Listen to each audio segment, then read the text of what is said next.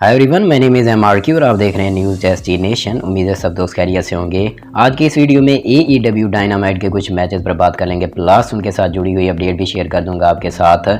John Cena पर update होने वाली है और रोमन रेंज पर अपडेट ना हो, ऐसा हो नहीं सकता। इन सब के अलावा और भी अपडेट्स होने वाली हैं, तो अगर चैनल पर नहीं हो तो सब्सक्राइब ज़रूर कर देना, जहाँ आपको रेसलिंग से जुड़ी लेटेस्ट अपडेट्स और रूमर्स मिलती रहती हैं।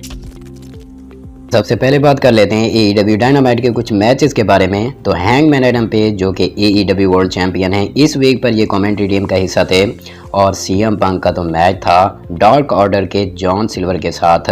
तो इनके बारे में कुछ बता देता हूँ आपको। तो ये टैलेंटेड एथलीट हैं, फुर्ती की वजह से ज़्यादा जाने जाते हैं और कभी कभी ये अपने ओपोनेंट्स को शॉक भी कर देते हैं, मगर इस बार जो है CM पंक ने इनको ही शॉक कर दिया।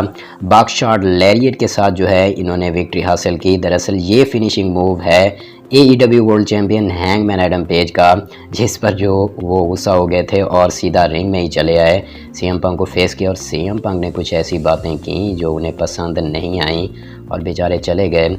इनका मैच डबल और नथिंग में सेट है और ये वाकई में ही एक एपिक मैच होने वाला है। तो अब थोड़ा सा आपका मूड फ्रेश कर देते हैं और बात कर लेते हैं डेन हाउजन के बारे में। तो ये काफ़ी इंटरेस्टिंग से करैक्टर हैं, करंटली AEW में वर्क कर रहे हैं, मगर इम्पैक्ट रेसलिंग और इसके अलावा ROH में भी परफॉर्म कर चुके हैं। तो ये कब से टीज़ कर रहे हैं एक टीम बनाने के लिए हुक के साथ। तो इस वीक पर इनका मैच था टोनी नेज के साथ, जो कि चंद मिनट्स का ही था। टोनी नेज ने विक्ट्री हासिल कर ली और इसके बाद जो है वो इन्हें मारने लगे, तो हुक वहाँ पर अपेयर हो गए। हुक जो हैं ये दरअसल टैज़ के बेटे हैं और टैज़ जो हैं फॉर्मर रेसलर भी रह चुके हैं, कमेंट्री भी कर लेते हैं और WWE के साथ भी काम कर चुके हैं। तो फाइनली इन दोनों की टीम बन चुकी है और इनका मैच भी सेट कर दिया गया है डबल और नथिंग के लिए। ये दोनों फेस करने वाले हैं टोनी नीज और स्मार्ट मार्क स्टर्लिंग को। तो ये काफ़ी इंटरेस्टिंग सा मैच होने वाला है। तो अब बात कर लेते हैं मिस्टर मेहेम, वार्डलो और MJF के सेगमेंट के बारे में। तो इससे पहले आपको बता दूं कि इस वीक की डायनामाइट जो थी वो इनके होम टाउन, MJF के home town long island New York में हुई। तो क्राउड जो था वो इनको ही सपोर्ट कर रहा था और बाकी आप समझ ही सकते हैं। तो इस वीक पर इनके मैच की कॉन्ट्रैक्ट साइनिंग थी जो कि डबल और नथिंग में होने वाला है, जिस पर MJF ने 2 कंडीशंस रखी हुई थी। कंडीशंस मैं आपको बाद में एक्सप्लेन कर दूंगा। उससे पहले आपको एक और अपडेट देता चलूं। MJF ने फिर से WWE सुपरस्टार कोडी रोड्स को शो पर मेंशन किया है और इसके अलावा जो फॉर्मर WWE सुपरस्टार हैं जो वहां पर शॉन स्पेस के नाम से जाने जाते हैं, मतलब इनका नाम था WWE में टाई डिलेंजर, इन्होंने 10 वाला मूव भी शो पर कर दिया। और अब चलते हैं कंडीशंस की तरफ। तो पहली कंडीशन इन्होंने ये रखी है, बल्कि पहली कंडीशन में इन्होंने 2 कंडीशंस ही रख दी हैं। इन्होंने कहा है कि सबसे पहले तो इनको मतलब वार्डलो को 10 कोड़े खाने होंगे, जो कि ये नेक्स्ट वीक को ही खाने वाले हैं। तो भाई ये तो एक अजीब सी बात हो गई। और दूसरी बात इन्होंने ये कही है कि अगर वार्डलो डबल और नथिंग में जीतते हैं तो इनका मैच होगा शॉन स्पियर्स के साथ स्टील केज और स्पेशल गेस्ट रेफरी होंगे MJF। और दूसरी कंडीशन जो है इन्होंने ये रखी है कि अगर वार्डलो डबल और नथिंग में हारते हैं तो इनको फिर दोबारा कभी भी AEW के साथ साइन करने का मौका नहीं मिलेगा। तो अब बात कर लेते हैं इस वीक की रॉ की रेटिंग्स के बारे में। तो इससे पहले मैं आपको बता दूं कि इस वीक का रॉ जो है मैंने पर्सनली एंजॉय किया, मतलब बढ़िया शो था। जो रॉ एक पेपर व्यू के बाद होता है वो वाकई में इंटरेस्टिंग होता है, मतलब लोग न्यू स्टोरी लाइन्स को एक्सपेक्ट कर रहे होते हैं और यहाँ पर भी कुछ ऐसा ही हुआ। मतलब कि एलेक्सा ब्लिस ने काफ़ी वक्त के बाद रिटर्न किया और केविन ओवेन का वो सेगमेंट भाई ये था तो ओल्ड, मगर कुछ नया देखने को मिला यार। और इसके अलावा जो सेथ रॉलिंस ने इंटरप्शन की यूनाइटेड स्टेट चैम्पियनशिप मैच में, ये सब शो को बढ़िया बना गए। तो इस वीक की जो रेटिंग्स रही वो 1.652 मिलियन और लास्ट वीक की 1.581 मिलियन रही, तो काफ़ी इम्प्रूव किया है। तो अब बात कर लेते हैं द क्वीन शार्लेट फ्लेयर के बारे में। तो इनको दुख भरी हार मिली रेसलमेनिया बैकलैश में और प्लस इनकी आर्म इंजरी भी दिखाई गई थी, जो कि पहले तो ओरिजिनल लग रही थी, मगर अब बताया जा रहा है कि ये एक स्टोरी लाइन इंजरी थी।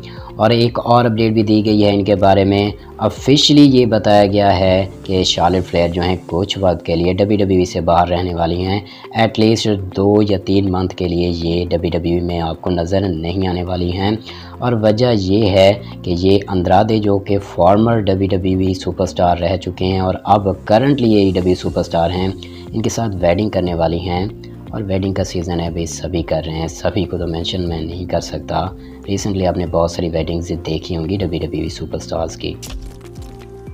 तो अब बात कर लेते हैं द ब्लूप्रिंट साशा बैंक्स के बारे में। पिछले कुछ वक्त से मेन रोस्टर से WWE के सुपरस्टार NXT में आ जा रहे हैं। तो इन्होंने भी रिसेंटली एक ट्विटर पर पिक शेयर की है जहां पर ये NXT के न्यू अरीना में बैठी हुई हैं और NXT के लोगों की तरफ देख रही हैं और प्लस इन्होंने लिखा है I'll be watching #WWE NXT।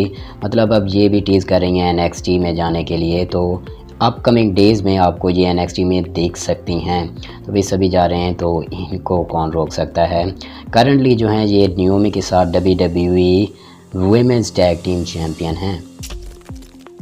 तो अब बात कर लेते हैं जॉन सीना के बारे में। तो अगर मैं आपसे पूछूं क्या आपने जॉन सीना को कभी हील कैरेक्टर में देखा है, तो मैं आपको बता ही देता हूं, ये थोड़े वक्त के लिए हील कैरेक्टर बने थे मगर वैसे भी नहीं जैसे बनना चाहिए। जब ये डॉक्टर ऑफ थगनॉमिक्स वाली जिमे को लेकर आए थे तो थोड़ा सा इनमें हीलिश कैरेक्टर नज़र आता था मगर वैसे भी नहीं जैसे होना चाहिए।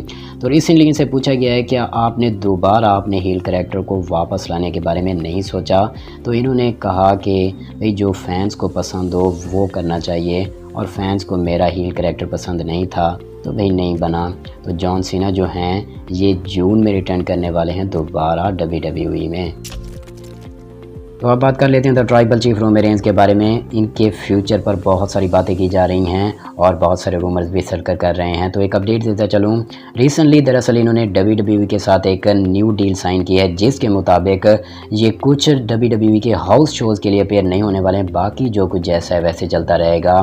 तो और इनका जो न्यू कॉन्ट्रैक्ट है वो ब्रॉक लेसनर और हल्क होगन के कॉन्ट्रैक्ट जैसा है, मतलब कुछ शोज़ में अपेयर होंगे और कुछ में नहीं होंगे। तो ये न्यू रिपोर्ट्स दी गई हैं इनके बारे में। एक और अपडेट भी देता चलूँ, इनको हेल इन अ सेल पेपर व्यू की एडवर्टाइजमेंट से भी रिसेंटली रिमूव कर दिया गया है। तो यहाँ एग्जैक्टली WWE क्या करना चाहती है ये किसी को पता नहीं। अगर और अपडेट आती हैं तो मैं आपके साथ ज़रूर शेयर करूँगा। तो ये थी आज की वीडियो। अगर वीडियो अच्छी लगी तो सब्सक्राइब करें, लाइक करें, शेयर करें और कमेंट्स तो ज़रूर किया करें। तो मिलते हैं अपनी नेक्स्ट वीडियो में, तब तक के लिए टेक केयर।